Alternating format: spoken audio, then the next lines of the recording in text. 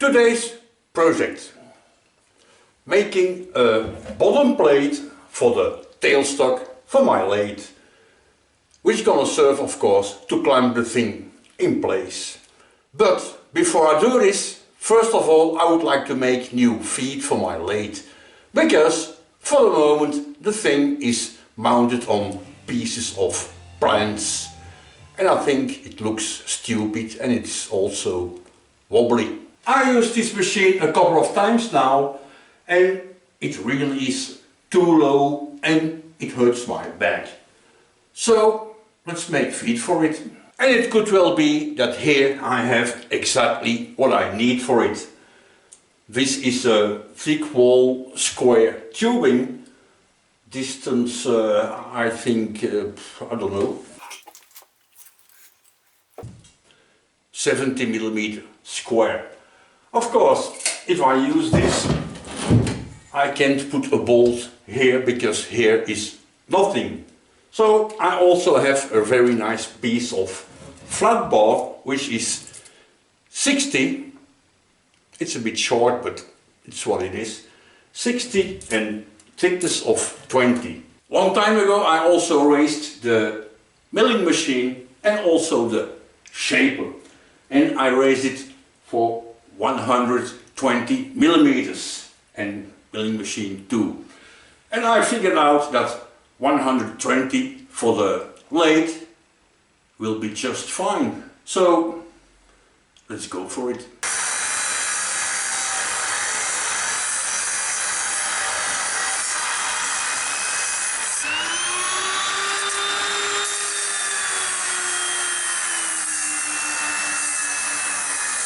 I had to stop angle grinding because it's getting too dark and it starts raining, and also I ran out of cutting discs.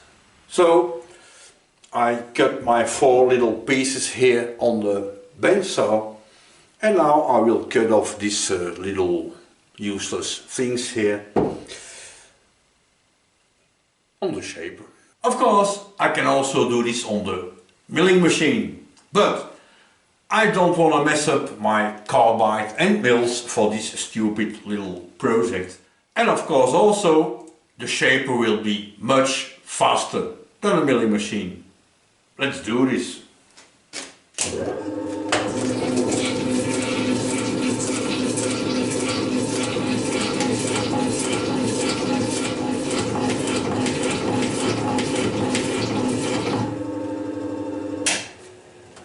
Let's speed it up a bit.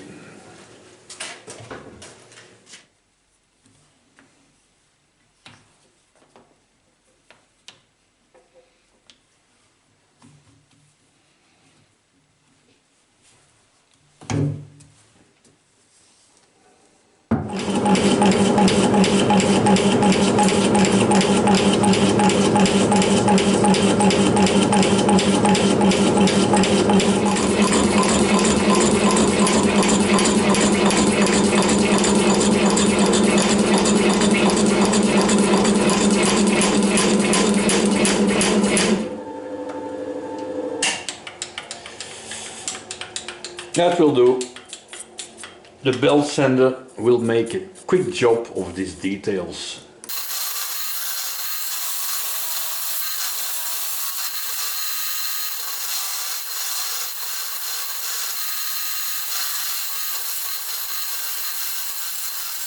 Right, I think it starts to look a little bit better now. And before I cut 4 pieces of this flat bar here, first I would like to answer a question that many times in fact comes back. And that is of course, what the hell is this thing here? I already explained a few times what it is, but that's not a problem. Let's just do it again. Now, before I show you what exactly it is, let's first take it off. Start the machine.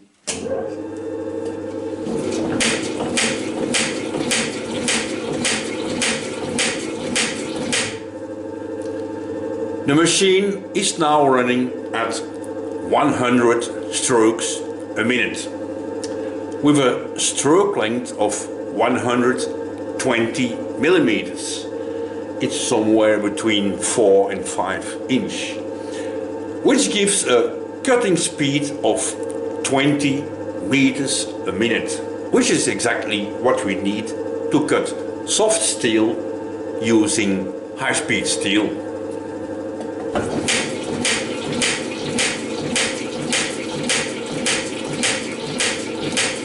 Now, as you can see, the clapper claps and it is very violent. Now, of course, for the moment I'm just cutting air, but that doesn't make any difference at all. If I continue working like this, something will break, that's for sure. The tapered pin that's inside here is maybe not really designed to take all these beatings. And especially when, for example, I use this one that becomes lower and is also very heavy. Now, this can beat really, really hard. What we can do, we can install a little bolt that comes in here.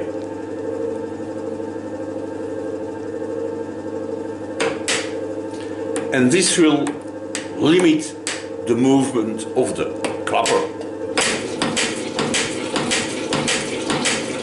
As you can hear, now it is knocking 2 times per stroke instead of 1.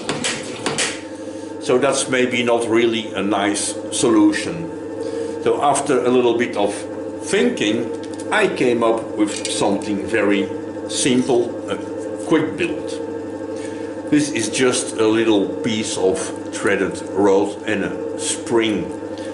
And the brass thingy here is just a handle, a piece of brass that I had laying around. You can make it in whatever you want. And this spring will push a stupid little washer against the clapper. So of course I'll come back.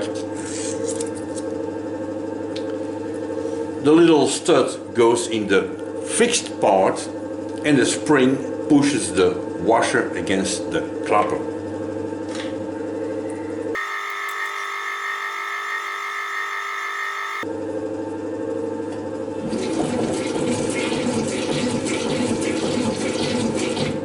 No more violence, and the thing is still free to move. The second advantage of this idea is of course also that the tool doesn't bump around on the backstroke. The spring will push it back and it just drags instead of jumping and leaving all these indents in the finished surface. That's all.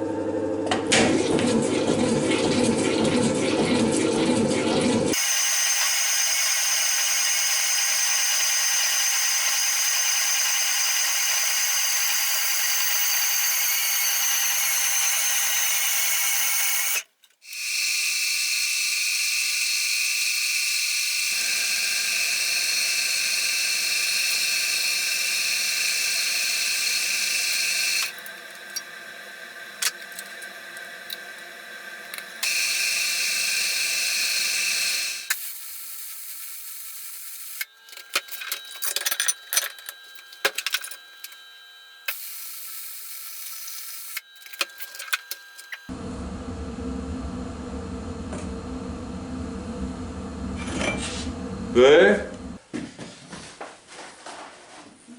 vamos assim? Não sei. Não, então.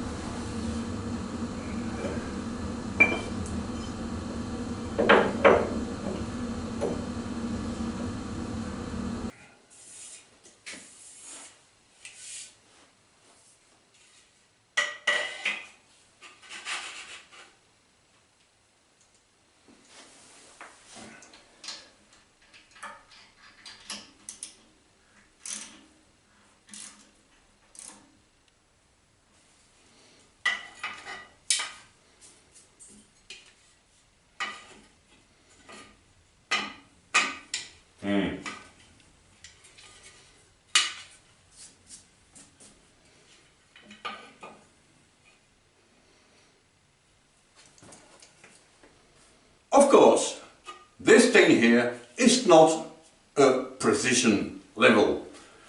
It's more to build houses, for example. But for what I do here, good enough. I want it more or less level, just to have an idea. And then after, when it's all nice and settled, I can take measurements. And now, let's make this bottom plate for the tailstock. And this future clamping plate, I have it right here. Now, I don't think there will be much work to do. This plate has to slide here in this kind of slots, of course. And the thickness seems to be just right. So that's a good start. So in fact, all I have to do is cut out to the right width and then cut a shoulder on this side and the same on the other side to make it slide. That's all. And I think this will be again an ideal shaper project. All I have to do is to clamp my plate here in place, and the stroke length is 200 mm and this plate is also 200 mm, so that's good. The only problem is of course that this plate is just too wide and it covers the T-slots. So clamping it down here on the shaper is not possible. Not possible? Watch this.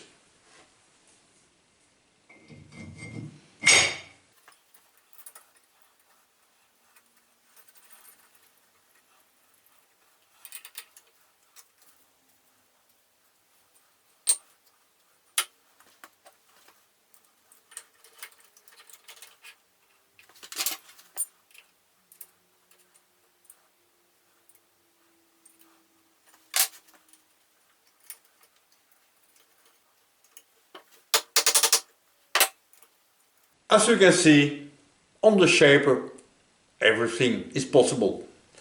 Now, normally I don't need to clean up this whole surface. Just the width and then cutting these two shoulders is enough. But this side of the part is completely beaten up with, I suppose, big hammers or something. And this surface here is a total mess.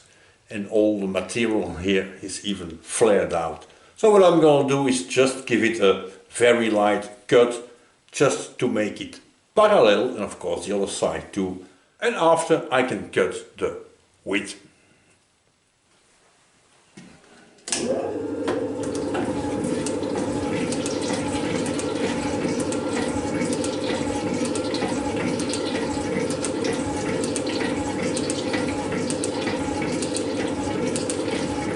"60 strokes a minute."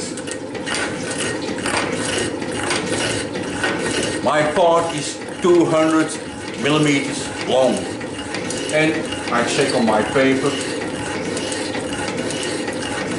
It gives a cutting speed of about 20 meters a minute, so exactly what I needed here.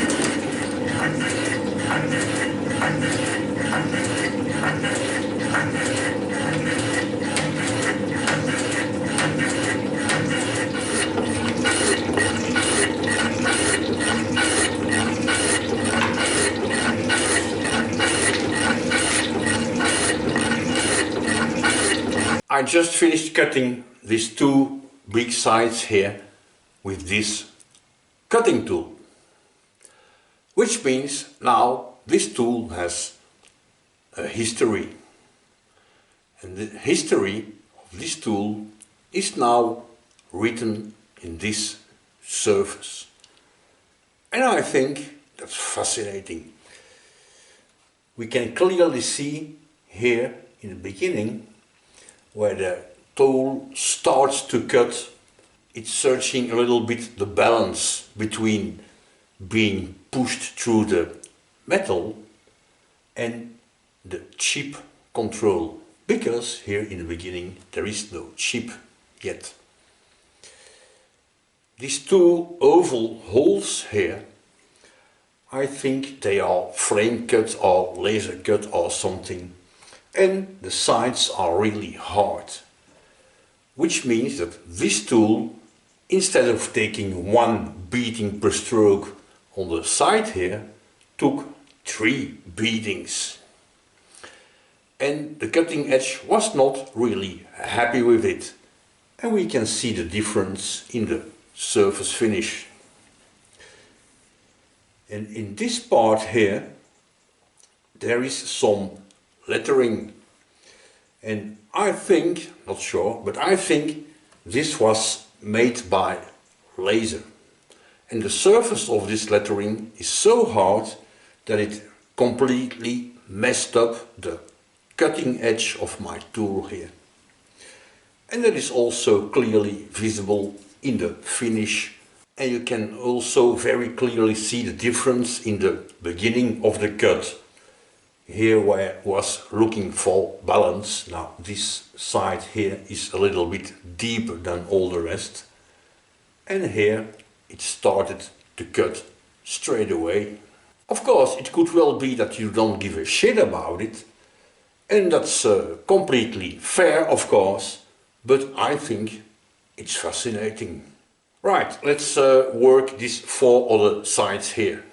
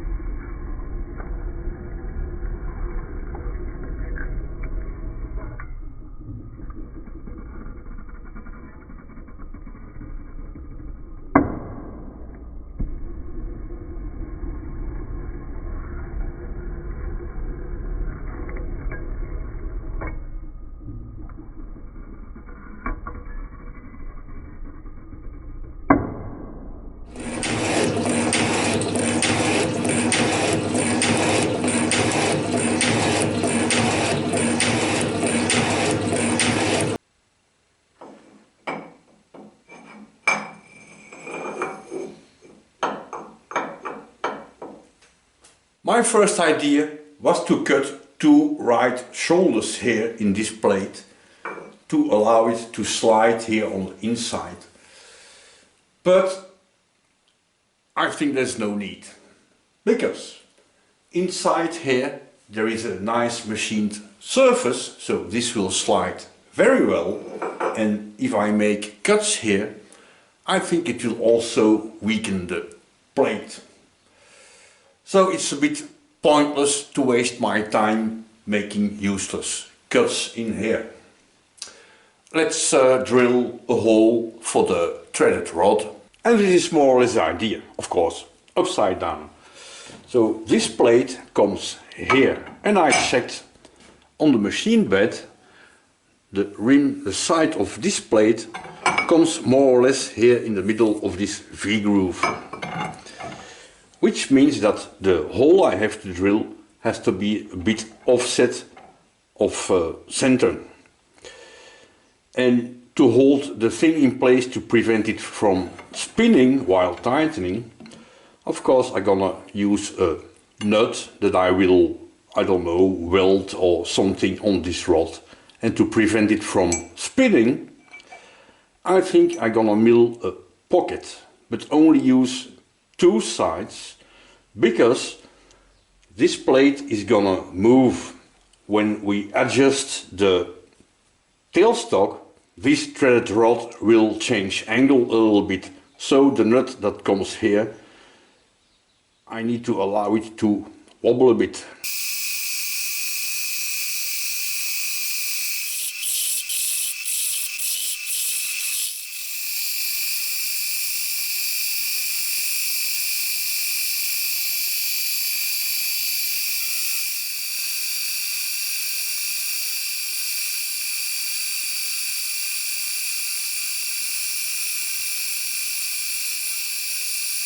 And this is more or less the idea.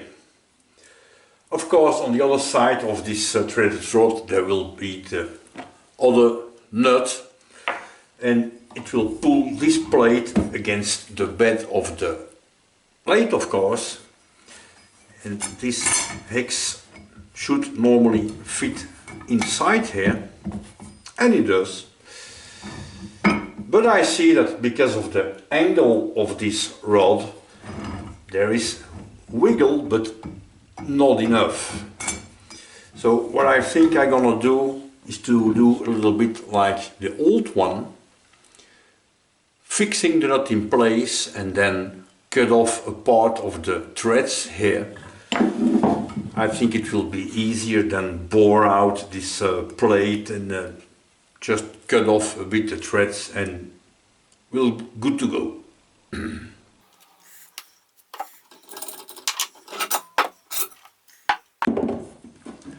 But first maybe find a way to fix. Oh, luckily I have another one. Find a way to fix the nut on the rod here. I don't really want to weld it because it looks like fun. So maybe drill a hole through everything and then put a pin in here.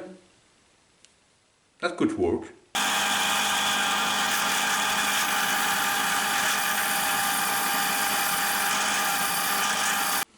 Damn. Oh. These welding rods, good quality.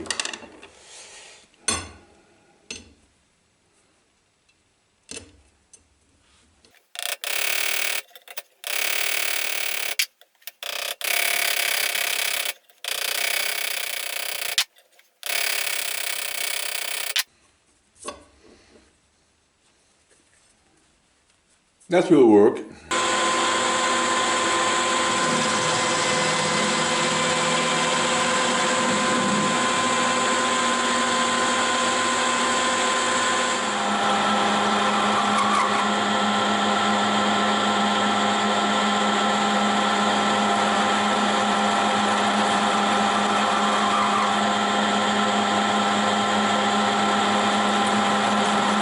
Because the hole I drilled here is 16mm, because I don't have bigger, and the threaded rod is also 16mm. There wasn't enough slot in the thing to take this difference in angle. So the little hole I primitived it out, and now it seems to work. This fits in here, and when it clamps down, parallel. Oh, that's heavy. Oh.